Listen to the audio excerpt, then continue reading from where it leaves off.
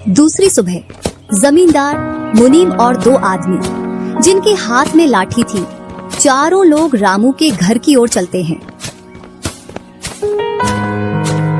जैसे ही रामू के घर के पास पहुंचते हैं तो जमींदार और दोनों लोग थोड़ी दूर रुक जाते हैं।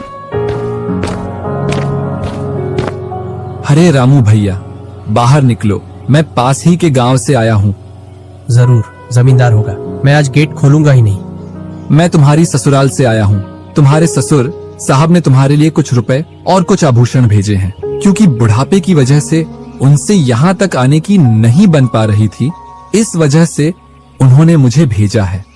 इतना सुन रामू के मन में लालच आ जाता है और वे फटाक से गेट खोल देता है।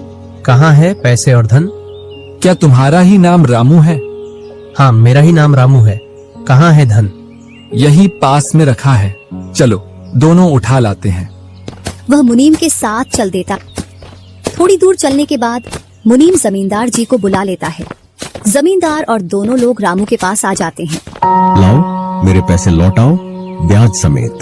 मैंने आपसे पैसे नहीं लिए। ये ऐसे नहीं मानेगा।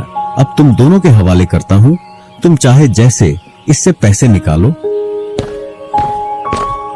और दोनों आदमी रामू को लठ से मारते हैं। रामू चिल्लाता हुआ, अरे भाई रुको, अरे भाई रुको, मत मारो, अरे भाई रुको, मत मारो।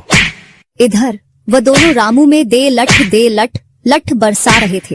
तभी राजू गेट खोलकर देखता है तो रामू पर कुछ लोग लठ से वार कर रहे थे। तो वह दौड़कर उनके पास आता है और बोलता है, अरे भाई रुको। इस रामू ने आज से 5 महीने पहले मुझसे पैसे लिए थे। जब लौटाने की बारी आई तो बहाने कर रहा था। कितने पैसे हैं? 2000। रुको, मैं लाता हूँ।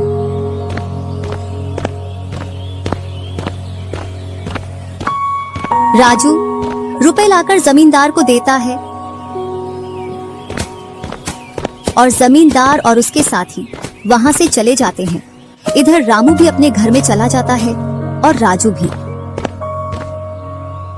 कुछ दिनों बाद दोनों भाई अपना अपना खेत खोदने के लिए खेतों पर पहुंच जाते हैं। इधर खेत खोदते खोदते राजू दौड़ते हुए रामू के पास आता है और बोलता है, देखो मुझे खेत में क्या मिला है। राजू के हाथ में हीरा देखकर रामू के मन में लालच आ जाता है और वह मन ही मन सोचता है, इसके खेत में तो और भी हीरा हो सकते हैं।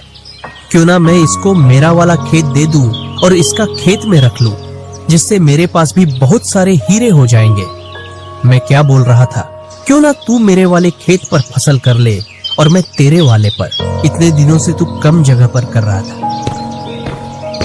और रामू राजू वाले हिस्से को खोदने लग जाता है।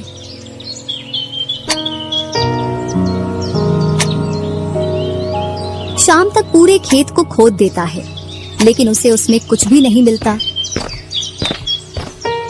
और थका हारा घर पहुंच जाता है।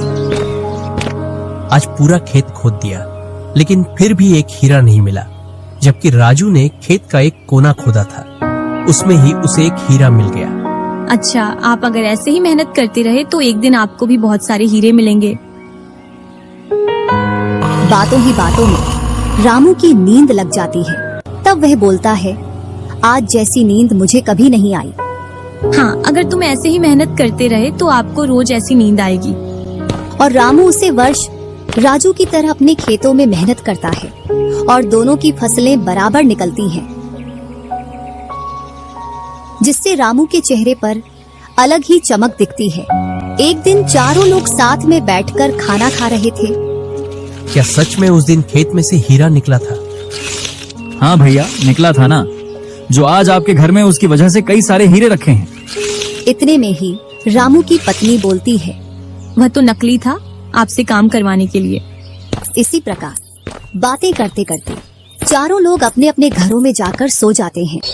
सुबह होते ही तुम दोनों को राजा साहब ने राजमहल बुलाया है।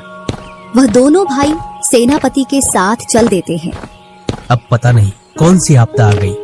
कुछ नहीं, कुछ अच्छा काम होगा, तभी तो हमें बुलाया है। दोनों राजा के पास पहुंच जाते हैं। हमने सुना है इस वर्ष तुम्हारी फसल सबसे अच्छी निकली है और आपने इस बार सबसे ज्यादा राजकोष में कर दिया है। इसी का आप दोनों को इनाम दिया